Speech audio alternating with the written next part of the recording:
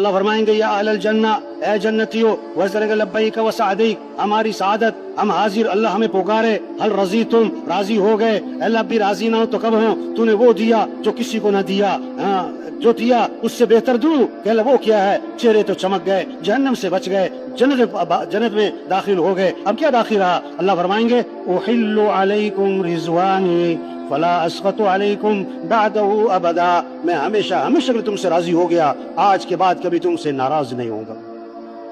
واہ واہ، سارے انسان اکٹھے ہیں، آدم علیہ السلام سے لے کر آج، اور آج سے لے کر قیامت تک، انبیاء بھی، صحابہ بھی، علماء بھی، خاندان رشتہ دار بھی، اور نام لے کے پکارا جائے گا فلاں جو فلاں کا بیٹا ہے آج کامیاب ہو گیا، اور ایسی کامیابی ملی ہے اس کے بعد کبھی ناکامی نہیں ہوگی۔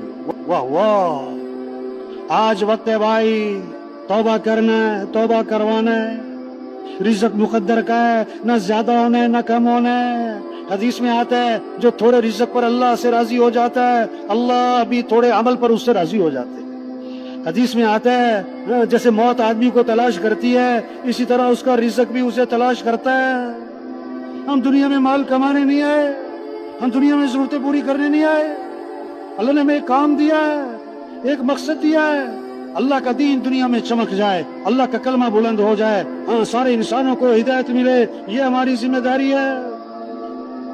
اس کام کو کرتے کرتے دنیا سے چلے جانا، واہ واہ، یہ ہے خوبصورت زندگی، خوبصورت موت، خوبصورت موت۔ اللہم انی اسألک عیشۃ نقیہ ومیتۃ سویہ، اے اللہ خوبصورت سی زندگی دے، خوبصورت سی موت دے، خوبصورت سی موت دے، کلمہ پڑھتے موت آ جائے، سجدے میں موت آ جائے، کتنی خوبصورت موت ہے، کلمہ پڑھتے کوئی موت آئے، سجدے میں موت آئے۔ 20 سال بعد لوگ بتاتے ہیں میرے ابا کلمہ پڑھتے فوت ہوئے تھے، اور واقعی بڑی خوبصورت موت ہے، اللہ سب کو نصیب فرمائے۔ جس حال پہ ہم مرنا چاہتے ہیں اس حال پہ زندگی گزاریں، جس حال پہ آدمی زندگی گزارتا ہے اسی حال پہ مرتا ہے، جس حال پہ مرتا ہے اسی حال میں اٹھایا جاتا ہے، اسی حال میں اٹھایا جاتا ہے۔ اللہ کے دین کو دنیا میں پھیلانا ہے، اللہ کے پیغام کو لے کے پھرنا ہے، اس کام کو کرتے کرتے دنیا سے چلے جائیں، اس حال میں مریں کہ اللہ راضی ہوں، اس حال میں مریں کہ اللہ کے رسول راضی ہوں۔ یاد داری کے وقت زادن تو ہما خندہ بودن تو گریا، ہاں چنازی کے وقت مردن تو ہما گریا بودن تو خندہ، جب تو پیدا ہوا تھا تو سب ہنس رہے تھے اور تو رو رہا تھا۔ ایسی خوبصورت زندگی گزار کے جا، ایسی ایمان والی، اعمال والی، حیا والی، اخلاق والی، تقوی والی، سخاوت والی، مسجد والی، ایسی خوبصورت زندگی گزار کے جا کہ جب تیری موت کا وقت آئے تو سب رو رہے ہوں اور تو ہنس رہا ہو۔ حضرت بلال دونوں کی موت کا وقت آیا تو بی بی نے کہا واہ حزنا، واہ مصیبتا، اے افسوس مصیبت کہ جدائی آن پڑی، جدائی آن پڑی۔ حضرت بلال رضی اللہ عنہ نے موت کے وقت فرمایا وَتَرَبَا غَدًا نَلْقَى الْأَحِبَّةَ مُحَمَّدًا وَأَصْحَابَهُ، واہ کتنی خوشی کی بات ہے کہ کل میری حضور سے ملاقات ہوگی، کل میری صحابہ سے ملاقات ہوگی۔ جانا ہے بھائی، ہاں ایک آدمی کہنے لگا میں مرتے مرتے بچ گیا، دوسرے کے بھائی بچتے بچتے ماری جانا ہے، رہنا کس نے؟ ہم خطرے میں سمجھ رہے ہیں کس کو؟ جس کو ڈاکٹروں نے جواب دیا ہوا ہے۔ نہیں میرے بھائی، پتہ کسی کا بھی نہیں۔ عمر بن عبدالعزیز رحمۃ اللہ علیہ کو زہر دیا گیا اور زہر اثر کر گیا، تقریباً 43 سال عمر تھی، ہاں آنکھیں بند کر کے لیٹے ہوئے تھے، لوگ بڑے افسردہ دائیں بائیں بیٹھے ہوئے تھے، ہاں طبیب آئے، انہوں نے دیکھا اور دیکھ کر کہنے لگے ان کو زہر دیا گیا اور زہر ان پر اثر کر چکا، اس لیے اب ان کی زندگی کا کوئی اعتبار نہیں رہا۔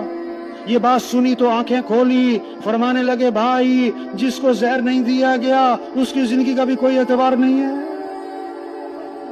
پتہ نہیں کس کس کا آخری سال چل رہا ہے، آخری مہینہ چل رہا ہے، آخری ہفتہ چل رہا ہے، آخری دن چل رہا ہے، آخری جمعہ ہے، آخری نماز ہے۔ جانا ہے۔ یہ اجتماع کس لیے کہ یہ جو مجمع آیا ہے یہ اپنی ذمہ داری کو پہچانے، اللہ کے دین کو دنیا میں پھیلانا، یہ ہمارا کام ہے۔ یہ ذریعہ بنے اجتماع، پورے کراچی میں مسجدیں آباد ہو جائیں، سبھی سے لوگ نمازی بن جائیں، گھروں کے اعمال زندہ ہو جائیں، اذان پہ بازار بند ہو جائیں، ہمارے تاج صاحب مسجد میں نظر آئیں، ہمارے وکیل صاحب مسجد میں نظر آئیں۔ ہر مسجد سے چلے کی جماعتیں نکل رہی، 3 چلے کی جماعتیں نکل رہی، سروزے کی جماعتیں نکل رہی، واہ واہ، اللہ کے دین کو لے کے پھر رہے، اللہ کا کلمہ بلند ہو رہا ہے، معاملات صاف ستھرے ہو گئے، اخلاق صاف ستھرے ہو گئے، معاشرت ٹھیک ہو گئی، دین زندگیوں میں آ گیا، دین زندگیوں میں آ گیا۔ ارے بھائی ہمیں پاکستان میں کوئی ایسا شہر دکھاؤ جہاں دین ہم اپنی آنکھوں سے دیکھے، کتابوں میں نہیں، تقریروں میں نہیں، ہمیں کوئی پاکستان کا ایسا شہر دکھاؤ جہاں دین نظر آئے، جہاں کے اخلاق ٹھیک ہوں، جہاں معاملات ٹھیک ہوں۔ کیا کہا جائے؟ کراچی چلے جاؤ، کراچی چلے جاؤ، دین نظر آئے گا، دین نظر آئے گا۔ صحابہ دین سیکھنے کے لیے مدینہ منورہ آتے تھے، جو مسلمان ہوتے تھے حضور صلی اللہ علیہ وسلم کے زمانے میں ہجرت کرتے تھے، مدینے آتے تھے دین سیکھنے کے لیے، اور 10 دن رہتے تھے اور 20 دن، ہفتہ 2 ہفتے اور 20 دن بعد واپس جاتے تھے، اور آپ فرماتے تھے قد فقہ الرجل، یہ آدمی تو قدری تو فقیہ بن جاتا۔ وہ دین کی سمجھ کیسے پیدا ہوتی تھی؟ وہ کتابوں سے نہیں دین سیکھتے تھے، وہ تقریروں سے نہیں دین سیکھتے تھے، وہ مذاکروں سے نہیں، انہیں معاشرت والا دین صحابہ کی معاشرت میں نظر آتا تھا، اخلاق والا دین ان کے اخلاق میں نظر آتا تھا، معاملات والا دین ان کے معاملات میں نظر آتا تھا، بازار والا دین ان کے بازاروں میں نظر آتا تھا، لباس والا دین ان کے لباس میں نظر آتا تھا، گھر کا دین گھر میں نظر آتا تھا۔ دیکھ کے جو بات سمجھ میں آتی ہے وہ پڑھ کر سن کر نہیں سمجھ میں آتی، وہ دین کو سیکھتے تھے اور واپس چلے جاتے تھے۔ یہ محنت ہے تبلیغ میں، یہ اجتماع اس لیے ہے، روز روز کوئی اجتماع نہیں، روز روز کوئی اجتماع نہیں، روز روز کوئی بیانات نہیں، یہ نعمت ہے، اس کی قدر کریں۔ ہم اللہ کے نام پر جمع ہوئے ہیں، اللہ کے نام پر جمع ہوئے ہیں۔ ایک جملہ ہے ذرا غور سے سنیں، اللہ پاک جس سے خیر کا ارادہ فرماتے ہیں اللہ اسے خیر کی باتیں سناتے ہیں۔ تو بھائی منت ہے، خوشامد ہے، تبلیغ تو اس سائل کی طرح کی ندا ہے، جو دے اس کا بھی بھلا، جو نہ دے اس کا بھلا۔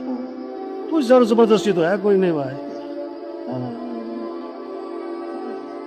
اجتماع ہوتا ہے نا کہیں پر، تو وہاں ایک حویلی ہوتی جہاں بزرگ ٹھہرتے، بڑے لوگ آتے ہیں وہاں پر، بڑے لوگ آتے ہیں، بزرگوں سے ملنا ہے، بزرگوں سے ملنا ہے، بڑی اچھی بات ہے، بزرگوں سے محبت ہونی چاہیے، بزرگوں سے عقیدت ہونی چاہیے، بہت اچھی بات ہے۔ ہاں رائے میں نا حویلی میں ایک ساتھی آیا، میں بزرگوں سے ملوا رہا تھا، بھائی بزرگ سے ملنا ہے، بڑا مہربانی کرو بزرگوں سے ملوا دو۔ میں نے کہا بھائی چھوٹے بزرگ سے ملنا ہے کہ بڑے بزرگ سے؟ کہتا نہیں بڑے بزرگ سے ملنا ہے۔ ہاں بڑے بزرگ سے۔ میں نے کہا بھائی سروزہ چھوٹا بزرگ ہے، چلہ اس سے بڑا بزرگ ہے، 3 چلے اس سے بڑا بزرگ ہے، سال 7 اس سے بڑا بزرگ ہے، اور سب سے بڑا بزرگ ہے اپنا مقامی کام کرنا، روزانہ کا مشورہ کرنا، روزانہ کی گشتیں کرنا، عمومی گشت کرنا، خصوصی گشتیں کرنا، بیرونی گشتیں کرنا، جماعتوں کی نصرت کرنا۔ اور میرے بھائی یہ کام بزرگ ہے، یہ کام بزرگ ہے، یہ کام بزرگ ہے۔ مولانا یوسف رحمۃ اللہ کو کسی میواتی نے کہا تو تو بڑا بزرگ ہوئے، تو تو بڑا۔ میں کہا نہ بھائی میں کوئی بزرگ نہ، نہ تو تو بڑا بزرگ ہوئے۔ ارے بھائی نہ میں کوئی بزرگ نہ ہوں، تو تو سب سے بڑا بزرگ ہے تبلیغ کا۔ میں نے کہا نہ اچھا۔ مولانا یوسف نے اچھا اگر میں تبلیغ کا کام نہ کروں تو مجھے بزرگ کہے گا، تو مجھے بزرگ کہے گا؟ اب میواتی سادہ اپنے انداز میں لہجے میں کہنے لگا اگر تو تبلیغ کا کام نہ کرے تو پھر تو کاہے کا بزرگ ہے؟ میں بھی تو یہی کہہ رہا ہوں، کام بزرگ ہے، اللہ کے راستے میں نکلے یہ بزرگ ہے بھائی۔ تو بھائی کیا کرے بھائی، تشکیل شروع کرے۔ ایک آدمی جو ہے نا، دیکھو یہ کہنا سننا پتہ کس لیے، کرنے کے لیے۔ یہ کہنا سننا کس کے لیے؟ اس صرف کہنا سننا کافی نہیں ہے۔ ہاں کہنے والے بھائی مشتاق صاحب ہوتے تھے، حاجی مشتاق صاحب رائے میں نا، حاجی مشتاق صاحب ہوتے تھے، تو فرمانے لگے آج بیان کرنے والے بیان کر کے سمجھتے کہ واہ واہ، اور سننے والے کہتے واہ واہ چلو چھٹی۔